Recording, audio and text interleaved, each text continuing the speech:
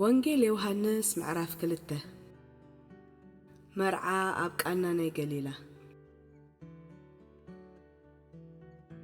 ኣብ ሳልሳይ መዓልቲ ኣብ ቃና ናይ ገሊላ መርዓ ኾነ።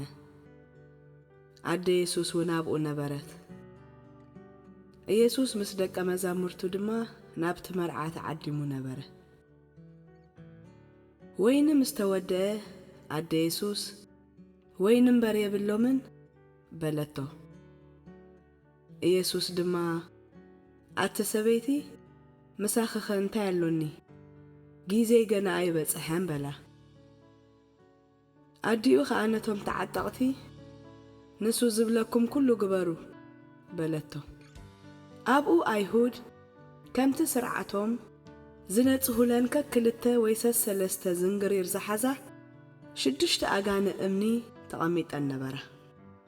ኢየሱስ ነቶም ተዓጠቕቲ ነዘን ኣጋነ ማይ መልእወን በሎም። ንሳቶም ከኣ ኣፍ ንኣፍ መልእወን። ሽዑ ሕጂ ቀዲሕኩም ነቦ ዳስ ውሰድሉ በሎም። ንሳቶም ከኣ ወሰድሉ። እቲ ኣቦ ዳስ ግና ነቲ ናብ ወይኒ ዝተለወጠ ማይ ምስ ጣዓሞ ካበይ ከም ዝመጽእ ኣይፈለጠን። እቶም ማይ ዝመልኡ ተዓጠቕቲ ግና ይፈልጡ ነበሩ። ነቲ መርዓዊ ጸዊዑ ኩሉ ሰብ ቅድም ጽቡቕ ወይኒ ምስ ሰኸሩ ኸዓ ነቲ ሕምቕ ዝበለ የቐርብ። ንስኻ ግና ነቲ ጽቡቕ ወይኒ ክሳዕ ሕጂ ኣጽኒሕካዮ በሎ። ኢየሱስ እዚ ናይ መጀመርታ ተኣምራት እዚ ኣብ ቃና ናይ ገሊላ ገበሮ። ክብሩ ኸዓ ገለጸ።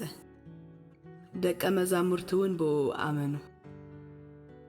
ድሕሪ እዚ ንሱ ምስ ኣዲኡን ኣሕዋቱን ደቀ መዛሙርቱን ናብ ቅፍርናሆም ወረደ። ኣብኡ እውን ቁሩብ መዓልቲ ተቐመጡ። ኢየሱስ ኣብ ቤት መቕደስ ንዝነግዱ ከም ዘውፅአ ፋሲካ ኣይሁድ ቀሪቡ ነበረ። ኢየሱስ ድማ ናብ ኢየሩሳሌም ደየበ። ኣብ ቤት መቕደስ ከኣ ኣቡዕርን ኣባጊዕን ረገቢትን ዝሸጡ መሽረፍቲ ተቐሚጦም ረኸበ። ካብ ገመድ ጭጉራፍ ተቲዑ ኸኣ ምስተን ኣባጊዕን ኣቡዕርን ንኹሎም ካብ ቤት መቕደስ ኣውፅኦም። ንገንዘብ እቶም መሽረፍቲ እውን ፋሕ ኣበሎ። ንሰደቃኦም ከኣ ገልበጦ። ነቶም ሸየጥቲ ረገቢት ድማ እዚ ካብዛ ኣልዕልዎ ንቤት ኣቦይ ቤት ሸቐጣይ ትግበርዎ በሎም። ደቀ መዛሙርቱ ኸዓ ቅንኣት ቤት ካበልዓኒ ዝብል ጽሑፍ ከም ዘሎ ዘከሩ። ሽዑ ኣይሁድ ነዚ ክትገብር ስልጣን ከም ዘሎካ እንታይ ትእምርቲ ተርእየና ኢሎም ሓተትዎ። ኢየሱስ ድማ ነዚ ቤት መቕደስ እዚ ኣፍርስዎ ኣነ ኸ ኣብ 3 መዓልቲ ኸልዕሎ እየ ኢሉ መለሰሎም። እቶም ኣይሁድ ከኣ እዚ ቤት መቕደስ እዚ ብ46 ዓመት እዩ ዝተሃንጸ፣ ንስኻ ዶ ብ3 መዓልቲ ኸተልዕሎ ኢኻ በልዎ። ንሱ ግና ብዛዕባ ቤት መቕደስ ሰብነቱ እዩ ዝተዛረበ። ስለዚ ኸኣ ካብ ምዉታት ምስ ተንስአ ደቀ መዛሙርቱ ነቲ ዝበሎም ዘከሩ። በቲ ጽሑፍን በቲ ኢየሱስ ዝበሎ ቃልን ድማ ኣመኑ። ነቲ ኢየሱስ ብበዓል ፋሲካ ኣብ ኢየሩሳሌም ከሎ ዝገበሮ ተኣምራት ምስ ረኣዩ ብዙሓት ሰባት ብኡ ኣመኑ። ኢየሱስ ግና ንኹሎም ይፈልጦም ነበረ እሞ ኣይኣመኖምን። ነቲ ኣብ ሰብ ዘሎ ባዕሉ ይፈልጥ ስለ ዝነበረ ኸኣ ሓደ እኳ ብናይ ሰብ ክምስክረሉ ኣየድልዮን ነበረ። እሱ ግና ብዛዕባ ቤት መቕደስ ሰብነቱ እዩ ዝተዛረበ።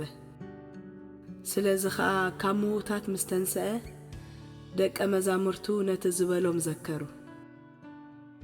በቲ ጽሑፍን በቲ ኢየሱስ ዝበሎ ቃልን ድማ ኣመኑ።